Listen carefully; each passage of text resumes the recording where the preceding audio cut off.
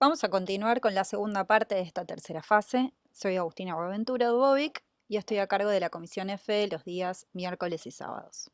Bien, ahora que ya sabemos sistemas adhesivos, técnicas e instrumental para llevar a cabo esta fase de la restauración, vamos a hablar de cómo realizar una obturación estratificada tanto en sector anterior como en el sector posterior. Como lo indica la palabra estratificación, podemos decir que consiste en generar una disposición organizada de distintas capas o estratos de algo. En este caso, que es un central superior, podemos distinguir, como indican los diferentes colores, el tipo de composite que vamos a utilizar, ya sea esmalte o dentina, y la manera en la que vamos a estratificarlos. Si conocemos la disposición natural de los tejidos duros del diente, podemos observar que no es más que colocar el material en donde corresponde naturalmente, es decir, en palatino el esmalte, que en este caso está indicado con el color azul, en el centro las masas de dentina, con el color de naranja, y en vestibular nuevamente un composite de esmalte que está representado con el color amarillo, que se va a unir en el borde incisal con el esmalte proveniente de palatino. Para que lo podamos entender un poco mejor, vamos a ver un caso clínico con una lesión de ángulo grande. En la primera imagen podemos ver una matriz o una llave de silicona que ya está recortada, que podríamos haber obtenido de una confección por técnica indirecta, es decir, tomamos una impresión con el ginato, se confecciona un modelo de yeso al que se le devuelve la anatomía mediante un encerado y finalmente sobre ese modelo encerado se confecciona una llave de silicona que después vamos a recortar con un bisturí y obtendremos lo que vemos ahí en la foto número 1. En la imagen número 2 estamos tomando el color con pequeñas porciones de composite apoyadas y polimerizadas sobre la pieza dentaria. Repasemos un poco esto de la toma de color, que es tema de la primera fase y se realiza previamente al aislamiento absoluto, en donde el color de la dentina lo vamos a tomar en donde se evidencia más, en las zonas donde el esmalte tiene un espesor muy delgado, y esto es en el tercio cervical, mientras que el color del esmalte lo vamos a tomar en el tercio medio e incisal. En este caso, la lesión está abierta, sin restauración previa, entonces también podríamos haber tomado el color de la dentina directamente mirando la fractura. En la imagen número 3 vemos que el paciente está aislado. Recuerden que aislamos de primer premolar a primer premolar en el sector anterior. Y en la cuarta foto estamos realizando un bisel de tipo festoneado, como mencionaron las doctoras en la fase de la preparación. En estas imágenes podemos ver los pasos del sistema adhesivo, que al ser una lesión que demuestra tener una permeabilidad dentinaria considerable, optamos por una técnica de grabado ácido selectivo del esmalte, es decir, sin tocar la dentina, su posterior lavado con agua y luego con spray, secado con control de no resecar la dentina, y finalmente vamos a colocar un adhesivo autocondicionante, que consiste en un primer acídico y un bond para posteriormente, en la imagen número 6, como se ve, su activación lumínica. También observen en esta pantalla que, como dijo la doctora Laura en la primera parte del teórico, el teflón es utilizado como método de protección de los dientes vecinos, tanto del ácido como del adhesivo propiamente dicho, para evitar que quede adherido a la pieza vecina. Continuando con el caso, una vez realizado el sistema adhesivo, vamos a comenzar con la restauración. Si vemos de izquierda a derecha, vemos cómo reposicionamos la llave de silicona. Es importante un correcto recorte de su tamaño. Les diría que por lo menos 2 piezas vecinas a cada lado de la pieza que estamos trabajando, la que tiene la lesión, para que ésta siente de manera firme. Y en este punto pueden ver que el teflón también se coloca desde un primer momento. Al ser tan adaptable y delgado, nos permite que sin generar una separación de las piezas podamos utilizarlo para evitar que el composite quede adherido también a la pieza vecina. En la imagen número 2 vemos que ya fue realizada la primera carga de composite de tipo esmalte, que corresponde a la cara palatina, y una porción de la cara proximal. Acá acuérdense del dibujo azul, naranja y amarillo que vimos al comienzo. Y en la imagen número 3 ya vemos la carga del composite de la dentina, en esa especie de cajita que dejó el esmalte, respetando los mamelones del incisivo central superior y sin llegar al borde incisal. que también recuerden del dibujo que vimos al principio, habíamos dicho que este borde incisal era formado únicamente por esmalte. En las últimas dos imágenes, la 4 y la 5, vemos la leve sobreobturación, esa que hablábamos anteriormente, de no más de medio milímetro en todas las superficies. Quiero aclararles que la llave de silicona la utilizamos principalmente para poder dar una correcta anatomía de la cara palatina, por lo que en este punto me parece redundante aclarar que esa zona no se sobreobtura, pero se los digo igual.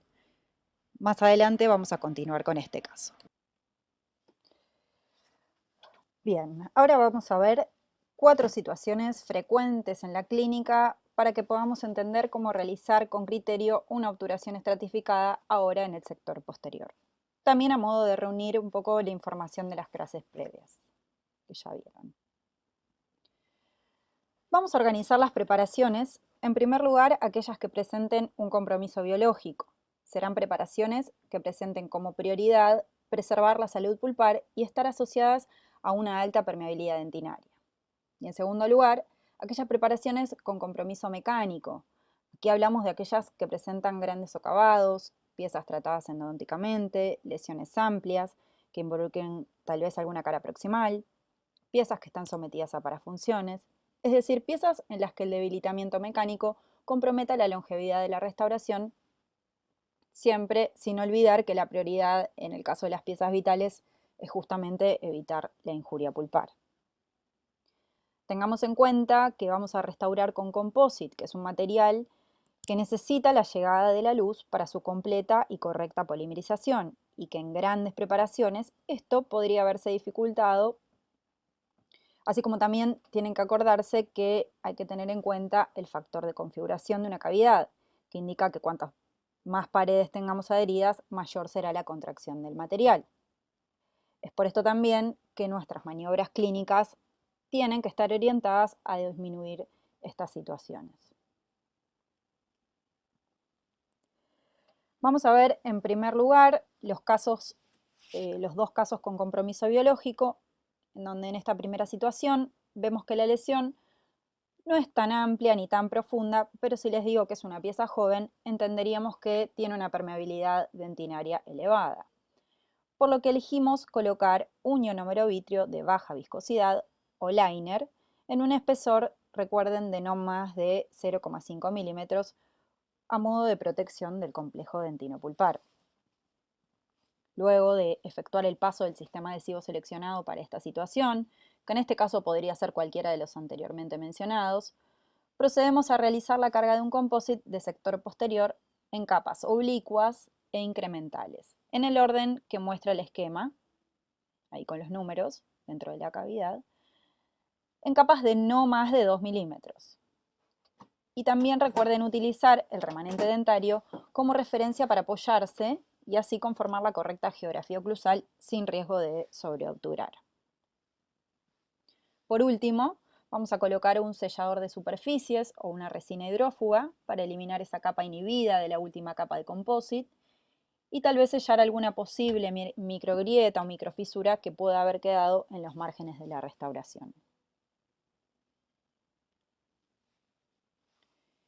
En el caso número 2, de una preparación con un compromiso biológico, vamos a ver que la preparación esta vez es más amplia, también es un poco más profunda, incluye algún socavado y presenta mayor cercanía a la pulpa. Aquí también tenemos principalmente un compromiso biológico, aunque también hay un compromiso mecánico, por la aumentada pérdida de tejidos, lógicamente. Entonces, en este caso, lo que vamos a hacer es optar por un material que fundamentalmente no atente contra la vitalidad pulpar y que además tenga propiedades mecánicas que sean lo más similares a la dentina que se pueda, lo que nosotros llamamos un sustituto dentinario o un relleno, favoreciendo, como dije anteriormente, a disminuir ese factor de configuración desfavorable en este tipo de preparaciones. El ionómero vitrio convencional de alta viscosidad cumple con este requisito. Sabemos que para utilizar un cemento de ionómero vitrio hay que generar una condición en la dentina que permita que el material se adhiera de manera óptima a la preparación, por lo que vamos a tener que utilizar un acondicionador dentinario. Ahí se ve un ácido poliacrílico previamente a la colocación del ionómero. Cuando coloquemos rellenos o sustitutos dentinarios, la primera elección en cuanto a su dispensación va a ser aquel material que venga encapsulado por la correcta proporción de polvo y líquido.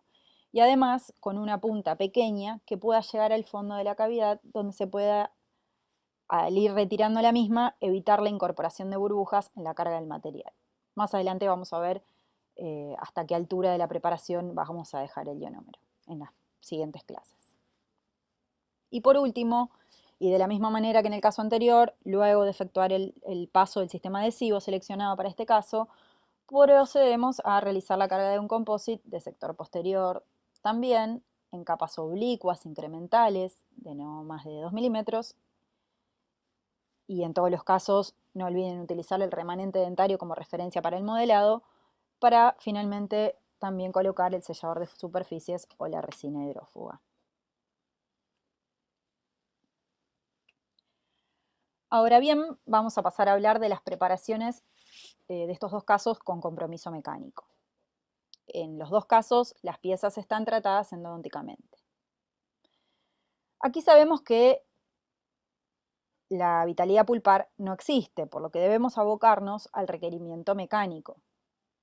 En principio, como la preparación se encuentra en una situación similar a la que vimos previamente, solo que ahora sin el techo de la cámara pulpar, podríamos pensar que utilizar un ionómero vitrio convencional de alta viscosidad también podría ser una opción. Y es correcta.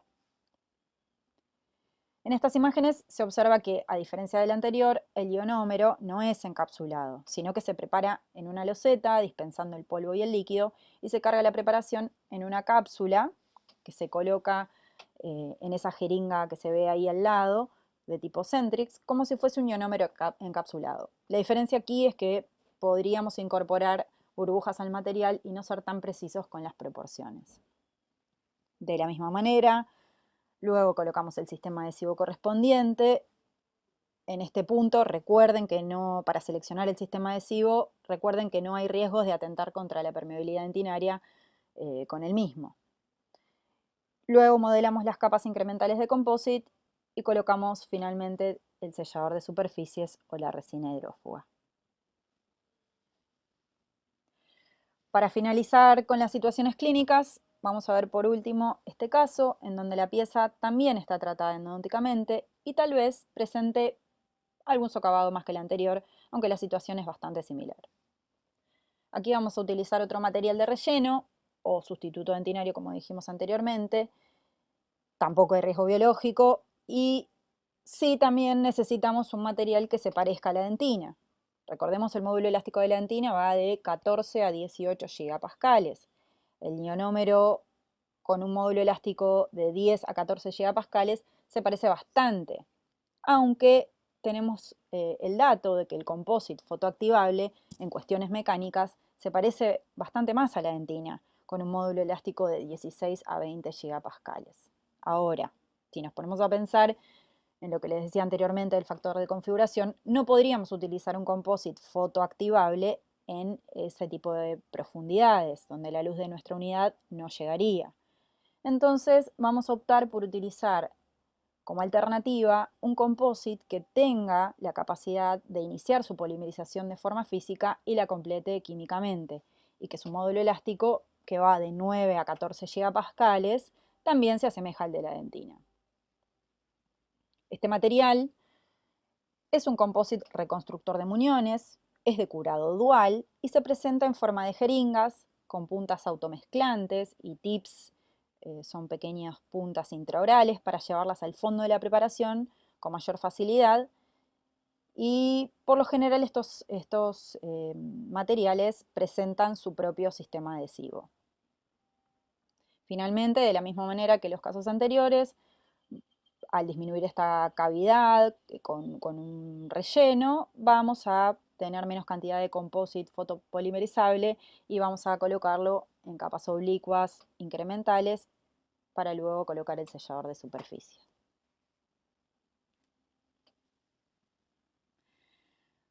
Repasando el modelado del sector posterior, utilicen siempre el remanente dentario como referencia para apoyarse y así conformar la correcta geografía oclusal sin riesgo de sobreobturar. En la foto que se ve a la izquierda y a la derecha, vean que siempre es mejor utilizar espátulas delgadas, a veces con más de alguna angulación, o un instrumento como el de la derecha, que es un bruñidor de Romerovsky, que ayuda a modelar la anatomía de las cúspides. Y reiterando lo que dijimos anteriormente, luego del modelado, lo dije en todos los casos, pero no está de más, vamos a utilizar un sellador de superficies o resina hidrófuga para eliminar esa última capa de composite inhibida de polimerizar por el oxígeno. Como técnica, les aclaro que es muy poco la cantidad que hay que aplicar. No es cuestión de generar una gran capa de resina que selle los surcos y la anatomía que le dimos a la pieza dentaria, y que además esto puede interferir en el control oclusal final.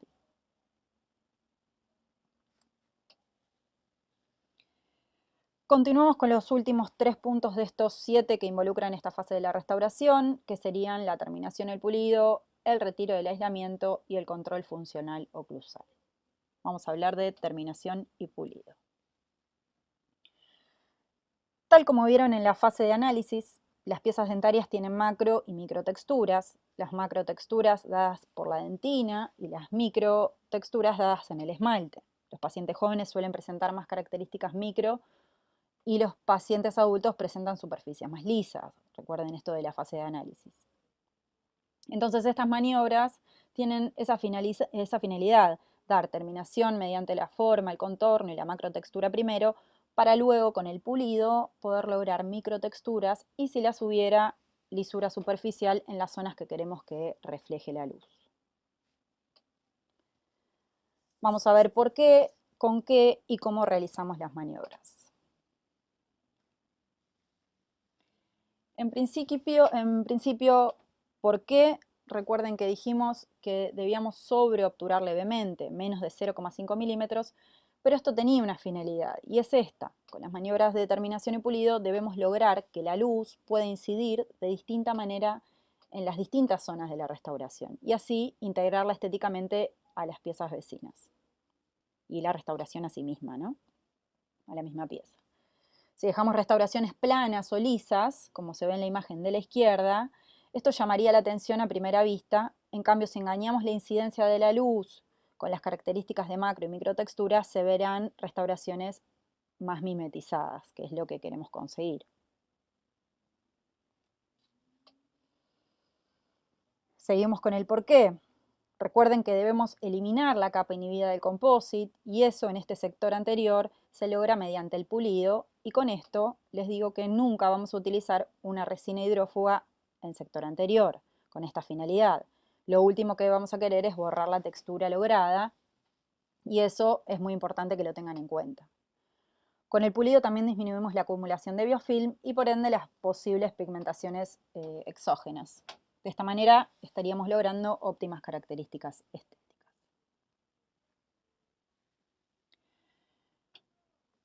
¿Con qué? Bueno, como ven en este cuadro, hay instrumental orientado más a las maniobras de terminación, que recuerden que ahí estamos dando contorno, forma, macrotexturas, con fresas de 12 filos, piedras blancas de tipo Arkansas, discos gruesos o medios y gomas gruesas. Y en cuanto al pulido, en la parte inferior del cuadro, junto con las microtexturas, las vamos a realizar con fresas de 20 o 30 filos, piedras de grano amarillo o blanco. Los discos y las gomas más finos van a ser más finos que los anteriores, así como también las pastas y las brochas abrasivas que podrían dar el brillo final de la restauración. En estas imágenes vemos nuevamente con qué y su correspondencia en cómo hacerlo. Vemos en la primera imagen las fresas de múltiples filos. Recuerden de acompañar la anatomía de la pieza dentaria. Las piezas dentarias son convexas y cóncavas en algunos lugares, como en la cara palatina. Y acá hay un instrumental que puede servir para cada cosa. Y si no, hay que acomodar el instrumento para lograr esa anatomía. Ahí arriba también se ven las piedras blancas de Arkansas, los discos que vamos a tratar de que los discos no tengan el vástago ese central que pueda dañar la restauración. Y en la última foto inferior a la derecha también se ve cómo se le da el contorno de la pieza.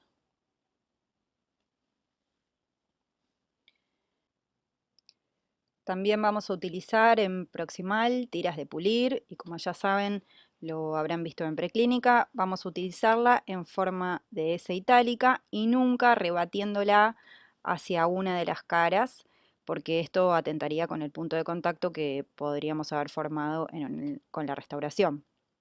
Siempre recuerden refrigerar, las gomas, los discos, las brochas, todo levanta temperatura y queremos evitar dañar las piezas. Las brochas que ven ahí no son las de profilaxis, sino que sus pelos tienen carburo de silicio en su composición, por lo que gastan de una manera importante. Hay que usarlos pincelando superficialmente.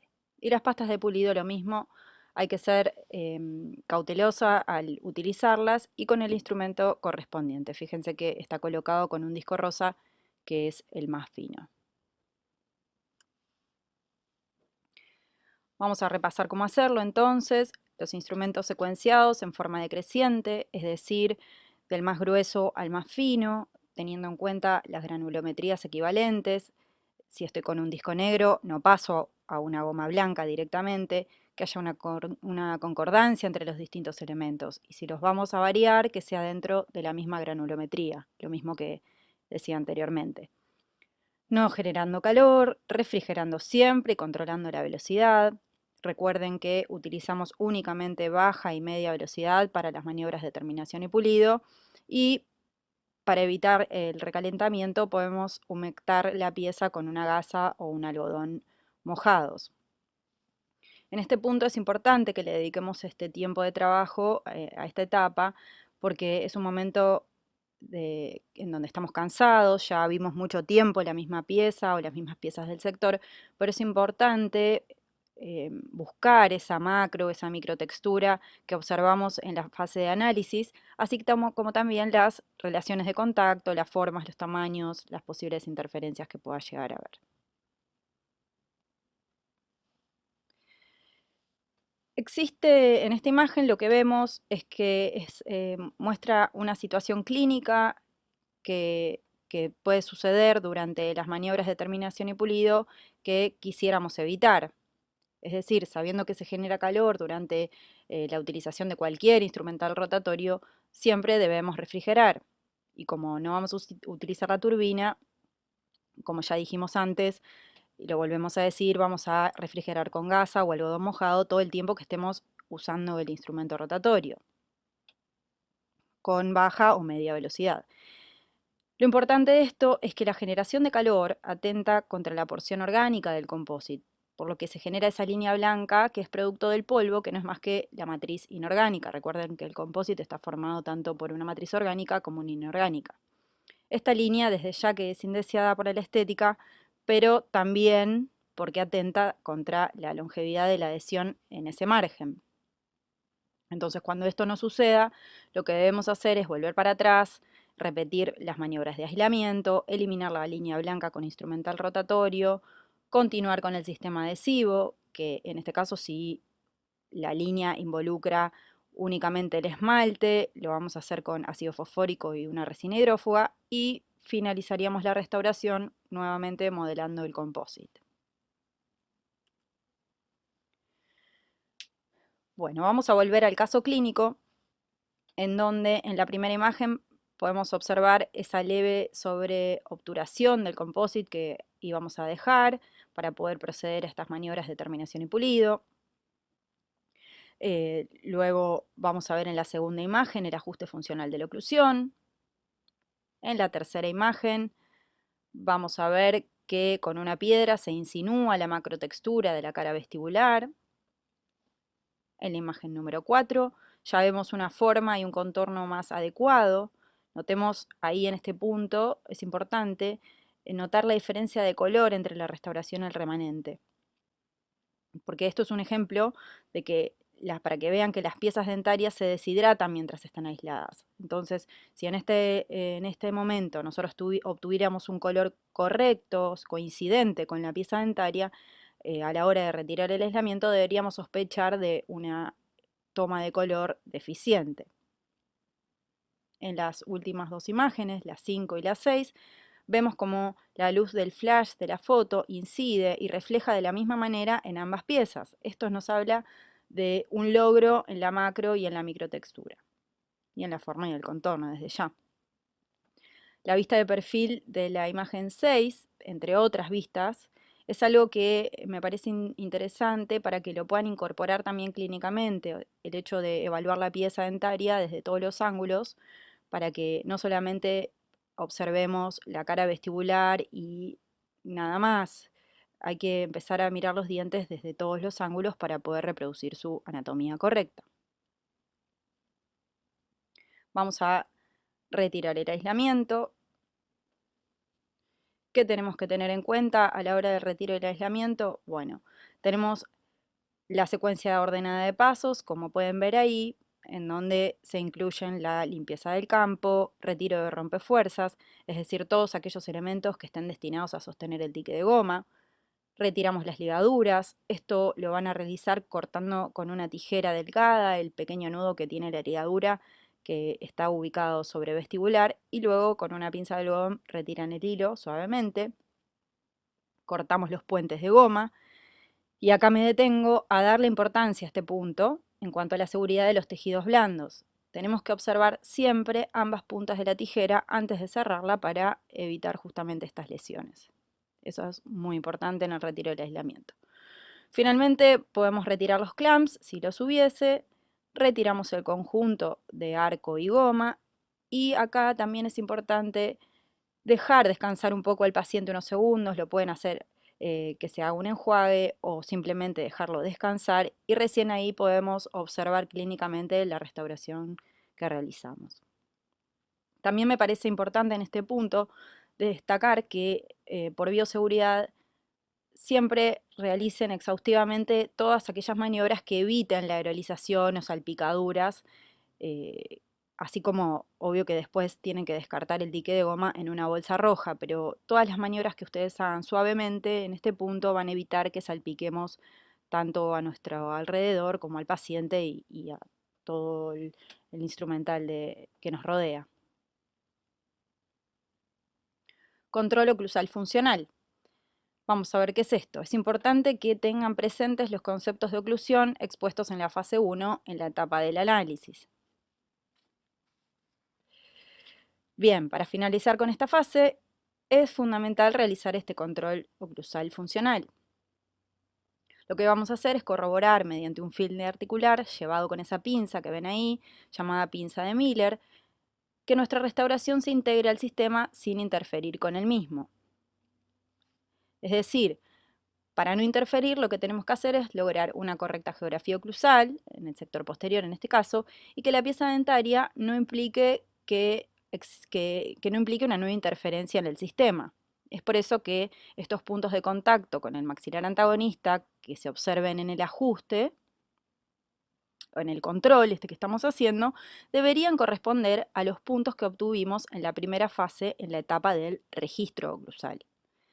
Es sumamente importante que utilicemos film y no papel de articular, como el que se ve en la imagen de la izquierda tachado con una cruz roja, debido a que con este papel no vamos a obtener una marca que represente de manera fiel dónde está la interferencia, vamos a ver demasiadas marcas. Entonces, esto sí lo podemos conseguir con films de articular, que los vamos a utilizar en forma decreciente en cuanto a las micras de espesor. Como ven ahí en la imagen, la flechita que habla de 40 micras hasta la de 8, pasando obviamente por las intermedias. Ahí vemos en las imágenes que se destacan el film de 40 micras y el de 10 a 15, que serán los que van a utilizar en la clínica, como ya les dije antes. Y también les vuelvo a repetir que fundamentalmente, antes de realizar esta maniobra, también dejemos descansar unos minutos al paciente, que sea un enjuague si lo requiere, a modo de llevar el sistema también a una postura un poco más concordante a la real, a diferencia de la posición horizontal con la que estuvo el paciente durante todo el tiempo de trabajo. Y, como les decía antes también, recuerden tener presentes los conceptos de estabilidad en sentido mesiodistal, dada por los topes y los estabilizadores, así como la estabilidad vestíbulo-lingualo-palatina, dada por los contactos ABC, que esto lo vieron en la fase de análisis en la primera etapa.